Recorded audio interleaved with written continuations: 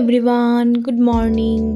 তো আজকে সকালটা শুরু হচ্ছে একটু সকাল সকাল, মানে ওই 7টার দিকে আমি আজকে উঠে গেছিলাম, কারণ বাড়িতে শাশুড়ি মা মানে মা নেই, উনি বেড়াতে গেছেন। তো বাড়িতে আমরা তিনজনই, বাবা, আমি আর আমার হাজব্যান্ড।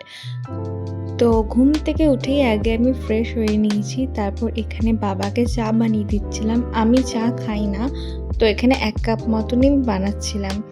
তো সেটাকে ছেঁকে বাবাকে এই বিস্কুট আর চা দিয়ে দিলাম। তারপর বাবা চলে গেছিলেন বাজারে। তো আজকে তো মা নেই, তাই এই দায়িত্বগুলো আমার উপরেই পড়েছে। মা থাকলে এগুলো কিছুই করতে হয় না, মা এগুলো সব করে নেয়। আমি শুধু ওই মাকে সবজি একটু কেটে দিই আর ব্যাস একটু একটু আধটু হেল্প করি, তার বাকি বাদগুলো সব মাই করে নেয়, রান্না বান্না, চা করা, পুজো দেওয়া। তো আজকে সেগুলো সবই আমাকে করতে হবে। তো খুবই একটু তাড়াহুড়োর মধ্যে ছিলাম, কারণ বাবা ওদিকে অফিসও যাবে আর আমার হাজব্যান্ড একটু ছুটিতে আছে, তাই অতটা চাপ নেই, কারণ বাবা বেরোবে 11টার দিকে। আর হাজব্যান্ড থাকলে তো ওকে 10টার মধ্যে রেডি করে দিতে হয় সব কিছু। মানে আমি করি না, মা করে দেয়। মা তাড়াতাড়ি রান্নাটা করতে পারে, কারণ হচ্ছে মায়ের অভ্যাস হয়ে গেছে। আর আমি এই জাস্ট আমার 6 মাস হলো বিয়ে হয়েছে, আর আমি এখনও সেভাবে রান্নাঘরে ঢুকিনি। মানে ওই একটু আধটু মন গেলে আমি কিছু বানাই, তাছাড়া আমি আর কিছু বানাই না।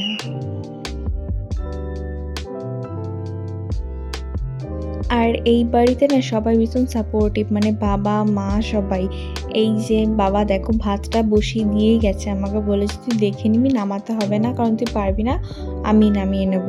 তো তারপর আমি এই যে আমার মর্নিং ড্রিঙ্কস বানিয়ে নিচ্ছিলাম। আজকে না আমি এর মধ্যে একটু হলুদ মিশিয়েছি। আমি ফোনে দেখেছি হলুদ, লেবু আর মধু খাওয়া নাকি ভীষণ ভালো। তো মধু তো আমি পাইনি ঘরে কোথাও, মেবি নেই। আর এই লেবু নিয়ে আমি দাঁড়িয়ে আছি, আর এদিকে দেখো কাজের দিদি সমস্ত কাজ করে দিয়ে চলে গেছে। তো এই টাইমে আমি ফাঁকাই, কারণ ওপরে আমার হাজব্যান্ড ঘুমাচ্ছে, তো ওকে আমি ডিস্টার্ব করিনি। আমি একাই নিজের মতো নিজের মর্নিং ড্রিঙ্কস বানিয়ে খাচ্ছিলাম। আর বাবা না আসা পর্যন্ত আমি কিছুই করতে পারছি না বাজার থেকে, কারণ আমি জানি না কি রান্না হবে। তো বাবা বললো আজকে একদম সিম্পল রান্না করতে, ভেজ ডাল, আলু ভাজা আর মাছের ঝোল। আমি এগুলো মোটামুটি পারি, কিন্তু অতটাও ভালো এখনও পারি না, কারণ করতে করতেই তো অভ্যাস হবে, তাই না?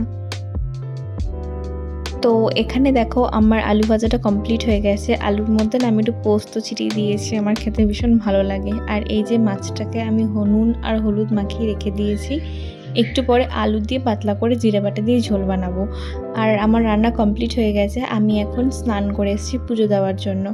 বলেছিলাম যে আমাকে এগুলো কিছুই করতে হয় না, মা করে। তো আজকে পুজো দিতে দেরি হয়ে যায়, কারণ আমি তো এগুলো কিছু করি না, তো টাইমটা ঠিক ম্যানেজ করতে পারিনি। মা 8টার মধ্যে পুজো দিয়ে নেয়, আর আমার এখানে 11টা বেজে গেছিলো পুজো দিতে। আর তারপর এই দেখো বাবা জামা কাপড় কেচেও মেলে দিয়েছে, আমি শুধু এগুলো পুজো দেওয়া হয়ে গেলে তুলে নেব। আর গাছে দেখো কি সুন্দর একটা লাল ফুল ফুটেছে, আর এই ফুলগুলো বাবা পাশের বাড়ির গাছ থেকে তুলে আনে। তো দেখো গাছগুলোতে একটু জলও দিতে হবে একটু পরে। আমি ভাবছি যে এবার বিকালেই জল দিয়ে দেবো, রোদের মধ্যে না দিয়ে। তো এখানে আমার সুন্দর করে পুজো দেওয়া কমপ্লিট হয়ে গেছে।